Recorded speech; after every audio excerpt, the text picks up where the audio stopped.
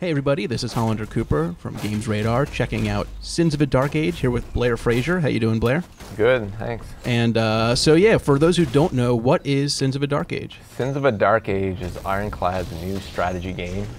It's our take on the burgeoning MOBA or action RTS genre. Like the Dota, League of Legends style kind of game? Exactly, and what we're seeing here is classic mode, which plays out in the traditional fashion, but we've got a lot of new stuff that adds new strategy, new opportunities for ganks and team cooperation and team fights and all sorts of cool stuff. And I think there's something cool coming up soon. Cool. So you can see we're actually checking out a replay of a match we just played. I'm playing as GamesRadar, wizard right there. So can you describe what my character actually is?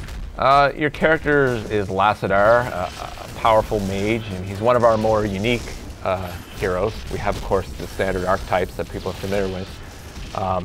He basically can kind of control the weather and causes hurricanes, and he can cast electricity on people and make them static, and then pull them together for, to get an AoE in or trap the heroes and that sort of stuff. He's pretty unique and cool. Yeah, and we're about 30 minutes in, and you can see at a glance it does look familiar to those who have played games in the genre, but there are some really interesting things that make it unique. Can you run through some of the ones we're probably not going to see? So in general, I noticed in terms of things that make it just feel more accessible, there's not as much of an emphasis on last hitting.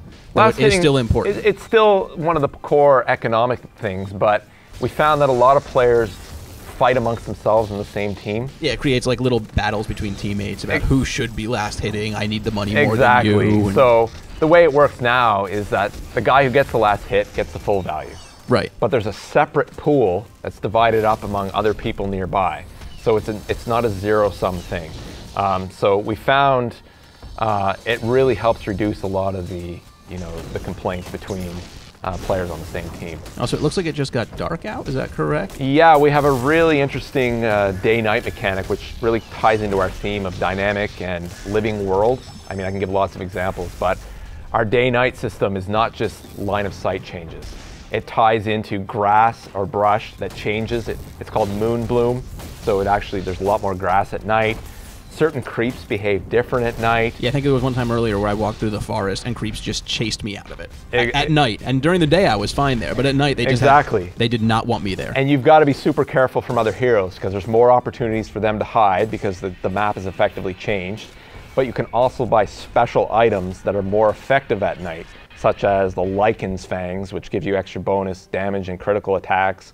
And we've got also items that help counter the effects of night, such as support items that help casters and give you vision. It's effectively a lantern of sorts. Right. You can see that I just teleported back to the base where I was able to buy and heal up a little bit.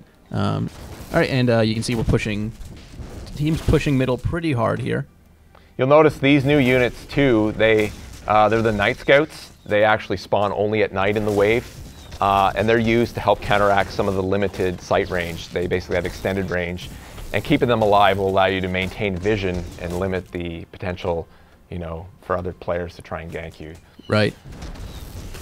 And so I'm guessing that guy in the middle, he was a tank? He can be a tank. He can also be a very strong bruiser. He's probably one of our most popular heroes at the moment. His name's Grug. He's the four-armed abomination. My favorite ability of his is basically a bad word slap that basically sends players flying across the map. Right. It's a great example of how we've integrated physics and animation into the genre. It just makes it look pretty cool, and stuff flying around and people getting knocked into things and falling to the ground and hitting walls and whatnot. Sure. And other things. So there's a quest system as well. We're gonna see one soon, but can you describe how that actually plays into the game? Because that's something that really hasn't shown up much in the genre. The idea is we're trying to incorporate a lot of RPG aspects that make sense and that add new strategy opportunities. And in this particular build, there's a quest director behind the scenes who's looking for opportunities to spawn quests that are fair to both teams. Yeah, we had one that was like there may not be, since this genre game has like the towers you can take down, and there was whoever takes down this tower in the top lane specifically was going to get a boost. Exactly. Well, it could spawn in any lane, but the idea is to defend your tower and attack the enemy's tower. You're dead now. I certainly am. Yeah. I died valiantly, though. You died valiantly. You were actually on the tear there for a bit. Yeah.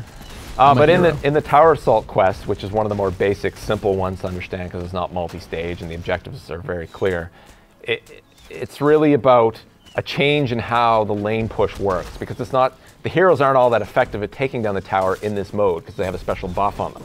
The idea is you want to protect the newly spawned super catapults. And if you want to stop someone, you have to go out and engage them. And I think one of the most interesting things is when you win the quest, all your towers in that lane are now super defended. They're not invulnerable, but they're super defended. And that changes the dynamics because you can now focus on the other lanes or other objectives and not worry so much about that lane. I'm back. Oh, you're back. Let's jump ahead to see what's going on down here. It looks like lots of action. Should have a troll quest coming up soon. Yeah, I think, what time is it in the game now? It's 30... 31. What time does it occur at? I think like 36. So it'll be coming up in a few minutes, but we do have some other battles going on. So how is the actual... is it going to be a free-to-play game when it launches? Yes, totally free-to-play. All we're basically selling is aesthetics. So anything that gives you an advantage in power or your ability to kill other people and that sort of stuff, you'll be able to get that for free. Right, yeah. Exactly. Another interesting thing, if you can pull up the HUD again, is so besides having the ability to, usually in the genre you can buy 6 items, so you can actually have 8? Yep. We have special consumable slots where consumables can go. Yeah, so instead of having to decide between having an awesome armor or a potion, you can just have both. Exactly. So, and there's also the ability to buy glyphs. Glyphs are our interpretation of, I guess, summoner spells would be the closest analog. Sure. You don't decide before the game which ones you're going to have.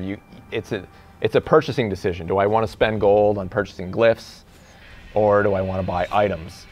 And another twist on it is, well, I can't open it right now because you've already purchased them. But when you go to decide, you'll actually be able to select them and upgrade them to get different behaviors.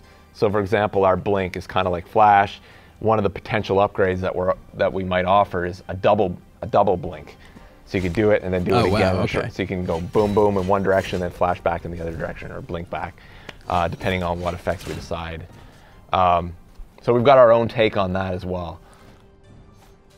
So a troll has spawned. And that's another one of the objectives you talked about. So how does this actually work? I mean, the troll is right in the middle of the map. He's right in the middle of the main bridge in the center of the map. The commanders behind the scenes had basically said, we're not going to send any more waves down because it's suicide to send them against this giant king troll. And he's saying, all right, heroes, take this guy out so that we can reactivate the waves. Now, what's the incentive for you? Well, the idea is that when you kill this troll, you'll get a minor reward, but he also drops a giant treasure. And you want to pick up that treasure and carry it back to base to get the reward.